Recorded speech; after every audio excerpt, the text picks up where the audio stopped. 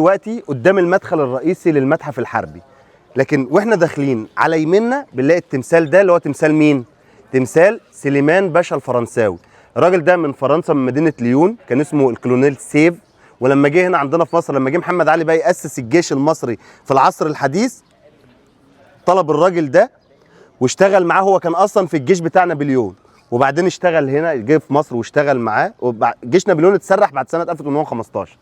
كل القاده اللي كانوا مع نابليون راحوا اشتغلوا، كتير منهم بقى كان اللي هو محمد علي يجيبهم يعني زي خبراء اجانب، وادوا لهم مرتبات اكتر من اللي كانوا بياخدوها في فرنسا. الراجل ده هو اللي عمل الجيش المصري من 1000 بعد 1820. هو ده الجيش المصري في العصر الحديث، اللي هو اول واحد جند المصريين في الجيش هو سليمان باشا الفرنساوي. المصريين في العصر الاسلامي المصريين ما كانوش بيتجندوا ابدا، ويترقوا ويبقوا ضباط. هو الراجل ده وعمل الجيش اللي محمد علي بقى استخدمه في كل ايه؟ كل حروبه بعد كده، واللي هو قوام الدوله. اصلا محمد علي كان اهم حاجه عنده يعمل الجيش قوي علشان تبقى دوله قويه. الراجل ده اتعمل له تمثال ايام الخديوي اسماعيل. ليه؟ الخديوي اسماعيل جه وقال احنا هنعمل تماثيل لاهم سبع شخصيات مؤثره في تاريخ مصر. فطبعا لو كان جده هو محمد علي وابراهيم باشا ولازغلي ومش عارف، فمن السبعه دول مين؟ السبعه العظام هو سليمان باشا الفرنساوي. التمثال ده بقى كان موجود فين؟ كل الناس القديمه الكبيره اللي بتروح وسط البلد يقول لك على ميدان طلعت حرب وشارع طلعت حرب، يقول لك ايه؟ شارع سليمان باشا وميدان سليمان باشا. الميدان ده يا جماعه، التمثال ده كان موجود مكان تمثال طلعت حرب، وله صور ده الكلام ده لغايه 52، لغايه بقى رجاله يوليو جم فنزلوه. في كلام بيتقال ان هم جابوه هنا، وفي على طول يعني، وفي كلام بيتقال ان هم رموه في المخازن، وبعدين اكتشفوا ان الراجل ده هو ده اللي بسببه اتعمل الجيش، وهو اللي دخل المصريين الجيش. فقالوا لا عيب، ما ينفعش نسيبه في المخازن، ده احنا نجيبه ونكرمه ونحطه فين؟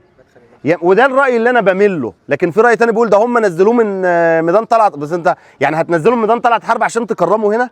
تفتكروا كانت كده؟ ولا يعني، لكن اقول لك في هي اللي عايز، انت عايز تصدق صدق، يعني ده راي وده راي، خلاص عايز يصدق يصدق. المهم ان هم وغيروا بقى الاسم. طب هم لو هم عايزين يكرموه هيغيروا اسم الشارع ليه؟ سموه شارع طلعت حرب وميدان طلعت حرب وبتاع. يهمنا بقى ان التمثال ده، بصوا عشان كده والله انا جيت. تعالى بقى يا حكيم، الاسم اللي موجود ده اللي مكتوب هنا مكتوب ايه؟ جوكمار. جوكمار ده اللي هو النحات اللي عمل التمثال ده، اللي عمل تماثيل تانية. الراجل ده عمل ايه؟ عمل الاسود بتاعت قصر النيل. ما كنا نيجي ولا ما نجيش؟ تستاهل ان احنا نقف في الشمس دقيقتين.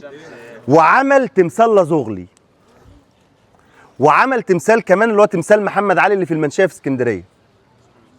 هو الراجل ده اللي هو جوكمار اسمه موجود هنا، وهتلاقوا ورا اسم الشركه. بص يا حكيم تحت كده هتلاقي بقى في الشركه الرموز اللي مكتوبه دي او الحروف دي، شايفها؟ انا اسف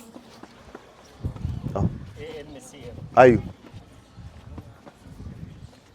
على فكره لما اعتنق الاسلام سمى نفسه، انا قلت لكم سمى نفسه سليمان عبده.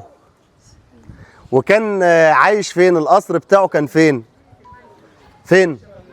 لا في مصر القديمه، في كورنيش مصر القديمه كان هناك، وله جامع هناك اسمه جامع الفرنساوي، واتدفن هناك حتى بعد ما مات. وخدوا البوابه بتاعه القصر بتاعه ودوها في مدرسه كده في المعادي اسمها ليسيه الحريه بتاعه المعادي، اللي هي البوابه بتاعه، واتسجلت اثر باسم بوابه سليمان عبده. فالراجل ده يهمنا في الاخر مؤسس الجيش المصري الحديث في عصر محمد علي باشا. يبقى اتحط على مدخل المتحف ولا لا؟ الباشا دخلنا الجيش كلنا ده. في اي اسئله؟